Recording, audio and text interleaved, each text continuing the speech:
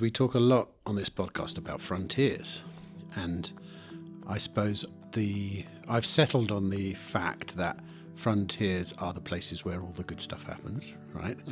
And that there are little or no physical frontiers left. We could say the sea, we could say space, but on land it's very difficult. So what about in America? I take it you perceive a sort of a mental frontier as being the place Absolutely. Where all this kind of and stuff that's the happens. most important frontier. I mean, in one sense. I mean, I think it is important to recognize that historically that's what happened, but that's not necessary, especially when we have the ideas right now that we do.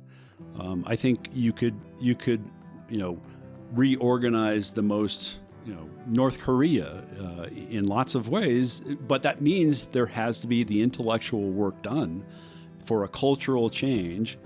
And North Korea's, it's hard to imagine, but I can imagine that. I mean, I can imagine any place on Earth right now that is the most oppressive place you can imagine, that being changed. But that means you have to change hearts and minds.